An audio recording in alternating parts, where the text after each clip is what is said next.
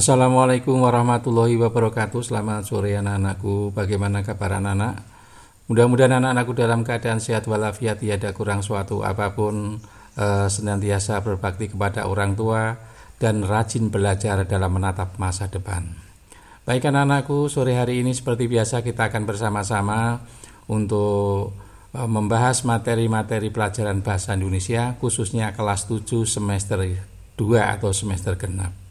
Sore hari ini kita akan bersama-sama membahas mengenai mengkreasikan puisi rakyat. Baiklah anak-anakku, untuk lebih jelasnya ikuti paparan berikut ini. Anak-anak, puisi rakyat ya, yang kita kenal dengan puisi lama, itu merupakan satu karya sastra dari warisan budaya bangsa Indonesia kita yang jelas tidak dikenal pengarangnya. Nah, jenis puisi rakyat sendiri antara lain berupa pantun, syair, maupun gurindam. Karena puisi rakyat itu merupakan hasil yang katakanlah secara turun-temurun dan tidak diketahui pengarangnya, maka biasanya konsep-konsep puisi ini disampaikan dari mulut ke mulut atau dalam arti disampaikan secara lisan. Puisi lama sebenarnya indah ya, namun terlihat kaku karena memang terikat oleh aturan-aturan seperti jumlah baris, kemudian pengulangan kata, adanya rima awal, rima akhir, mungkin rima tengah. Inilah yang mungkin selain memang indah, namun bisa dikatakan agak terlihat kaku ya, karena memang terikat oleh bentuk-bentuk tertentu. Baik anak-anakku, contoh puisi rakyat yang pertama tadi disebutkan ada gurindam, ada syair, dan ada pantun. Kita bahas yang pertama adalah gurindam. Gurindam itu merupakan puisi lama ya, puisi rakyat ini yang berasal sebenarnya dari India ini, yang dulu dibawa oleh umat Hindu atau bisa saja itu merupakan pengaruh sastra Hindu ya. Gurindam sendiri itu berasal dari bahasa India atau bahasa Tamil itu, yaitu kirindam yang artinya mula-mula atau perumpamaan. Nah, ciri-cirinya anak-anakku itu terdiri dua baris dalam sebait. Tiap kata memiliki jumlah kata, tiap baris maksudnya mempunyai kata sekitar 10 sampai 14. Tiap baris memiliki rima yang sama ya, atau bersajak A, B, C, dan seterusnya. Jadi keduanya karena hanya dua baris itu merupakan kesatuan yang utuh. Biasanya anak-anakku, baris yang pertama itu berisi soal atau masalah atau perjanjian. Sedangkan baris kedua ini merupakan jawaban ya, atau akibat dari masalah atau perjanjian pada baris yang pertama. Nah, isi gurindam itu biasanya berupa nasihat atau filosofi hidup atau kata-kata mutiara yang bisa dijadikan pedoman atau bisa dijadikan satu pandangan masyarakat pada awal-awal kemunculannya. Contoh gurindam anak-anak, di sini ada beberapa contoh ya, mungkin nanti bisa kalian cari di buku-buku kalian. Misalnya, jika hendak mengenal orang yang baik perangai, lihat pada ketika bercampur dengan orang ramai. Ya, cari olehmu akan sahabat yang boleh dijadikan obat. Cahari, ini mungkin artinya carilah ya. Olehmu akan guru yang boleh tahukan tiap seteru. Jika hendak mengenal orang berbangsa, lihat kepada budi dan bahasa. Jika hendak mengenal orang mulia, lihatlah kepada kelakuan dia. Ini berisi beberapa filosof atau berisi beberapa nasihat. Baik, berikutnya anak-anakku, yang kedua ada pantun. Nah, ini memang pantun ini merupakan puisi lama yang sudah mengakar dalam budaya masyarakat Indonesia. Ya, pantun sendiri dalam berbagai bahasa dengan sebutan lain, ya contohnya ada Tagalog, tonton ya, bahasa Jawanya tuntun, dan dalam bahasa Tobanya pantun. Nanti pembagiannya ada di belakang ya. Biasanya pantun digunakan untuk mendidik dan bisa menghibur. Menurut isinya memang pantun sendiri terdiri dari pantun bisa anak-anak, pantun muda-mudi, pantun nasihat, teka-teki, jenaka, ya, yang memiliki ciri yang paten. Ya, jika keluar dari ciri tersebut maka akan menjadi sloka, gurindam atau bentuk puisi lama yang lainnya. Jadi ini nanti akan berbeda dengan bentuk-bentuk karya puisi lama yang lain. Nah ini anak-anakku. Pantun itu berasal dari kata patuntun dalam bahasa Minangkabau yang berarti petuntun. Nah, di berbagai daerah penyebutan pantun ini berbeda-beda. Contohnya ini parian dalam bahasa Jawa. Ya, jadi ada paparikan dalam bahasa Sunda, umpama dalam bahasa Batak, londe dalam bahasa Toraja, pantun dalam bahasa Aceh dan Ambon, rejong dalam bahasa Bengkulu. Jadi sama ya artinya, karena ini berasal dari Indonesia asli dan dikembangkan di setiap daerah dengan sebutan yang berbeda-beda. Baik, ciri-cirinya anakku. Tiap bait terdiri dari 4 baris atau lare. Tiap baris terdiri 8 sampai 12 suku kata.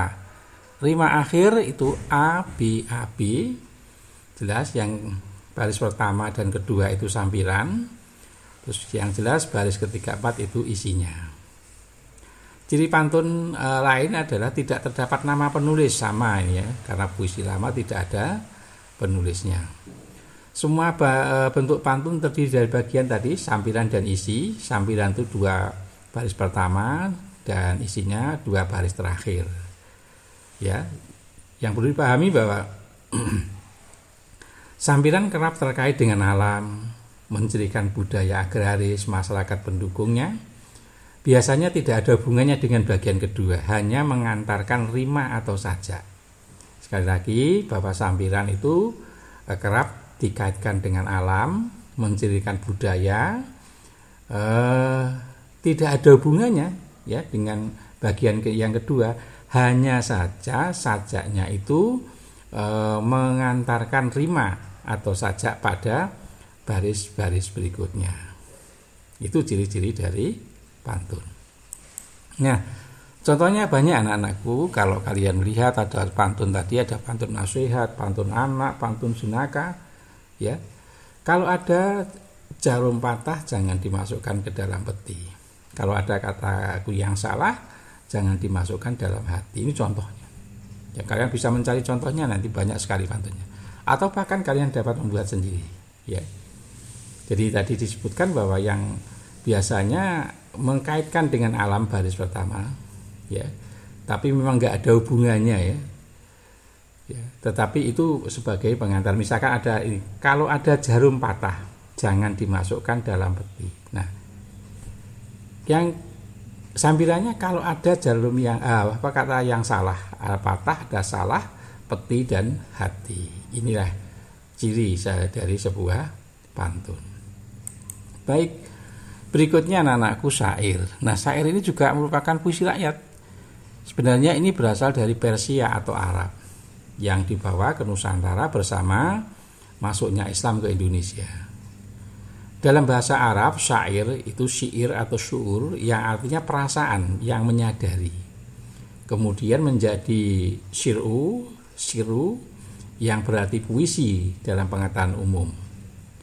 Jadi syair biasanya akan berisi nasihat atau sebuah cerita, baik itu yang berupa nasihat-nasihat yang baik atau mungkin juga cerita-cerita yang lucu.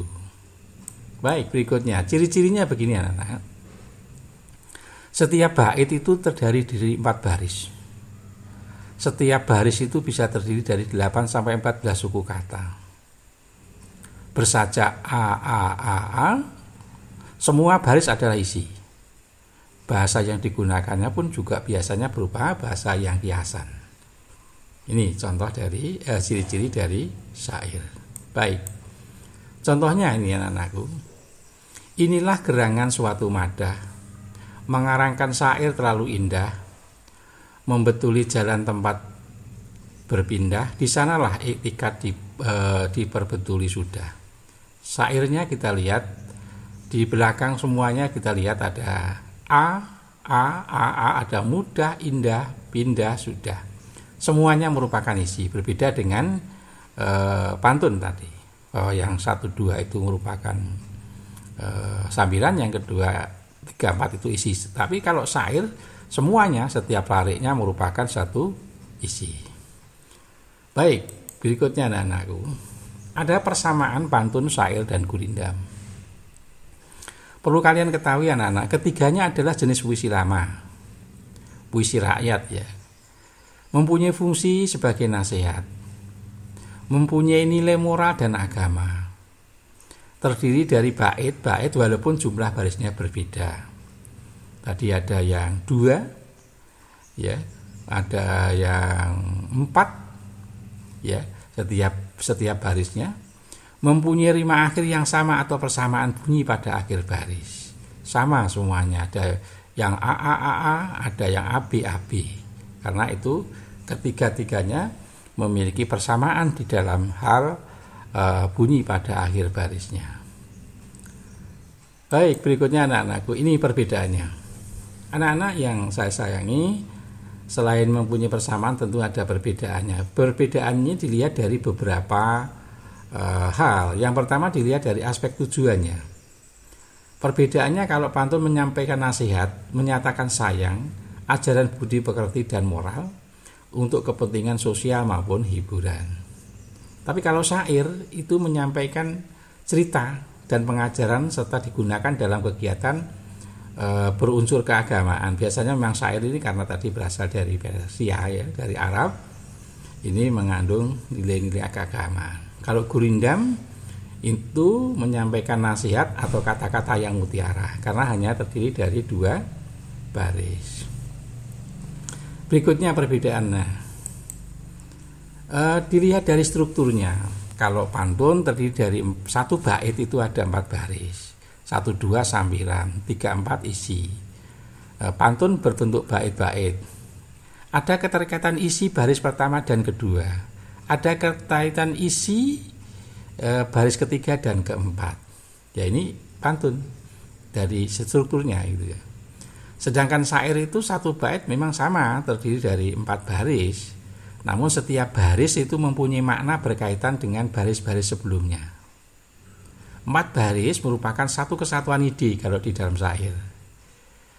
Yang berikutnya tidak ada sambilan maupun isi ya. Kalau pantun ada, ini tidak ada. Kalau syair perlu dilakukan untuk membentuk nyanyian. Biasanya syair-syair itu digunakan sebagai atau dinyanyikan ya menjadi sebuah lagu. Sedangkan gurindamnya strukturnya 1 bait itu terdiri dari 2 baris. Bait pertama merupakan sebab atau persoalan. Bait kedua merupakan akibat atau penyelesaian. Isi terletak di larik yang kedua. Anak-anakku, berikutnya perbedaan berikutnya, ciri teksnya. Kalau pantun itu bersajak abi-abi, terdiri dari 8 sampai 12 suku kata. Nah, pilihan katanya padat, singkat dan jelas. Syair sajaknya a. Terdiri dari sama 8 sampai 12 suku kata. Kalau gurindam sajaknya a. Terdiri dari 10 sampai 14 suku kata. Ini dilihat dari ciri teksnya. Sedangkan bahasanya memang ini kalau pantun itu bahasanya singkat, padat dan jelas. Bahasanya campur apa saja. Yang penting pada akhir suku katanya itu mempunyai sajak a, b. Ya. Kemudian pada syair itu menggunakan bahasa kiasan, bahasanya memang harus sama. Ya, kalau gurindam memang ya hampir sama dengan bahasa yang syair ya. Tetapi dalam hal ini untuk syair itu menggunakan bahasa kiasan biasanya. Ya, harus sama. Baik, berikutnya anak-anakku jenisnya sekarang. Pantun itu banyak jenisnya, ada pantun adat, agama, pantun budi, jenaka, kepahlawanan, kiasan, ya. Ini contohnya, jenis-jenisnya. Kalau syair, memang syair itu yang terkait dengan ajaran agama, biasanya ini berasal dari budaya-budaya Islam tadi. Misalnya ada syair Melayu lama, syair Islam, cinta, persahabatan, kehidupan, dan pendidikan. Ini adalah jenis-jenis pantun, syair maupun gurindam. Kalau gurindam tetap sama, hanya satu ya.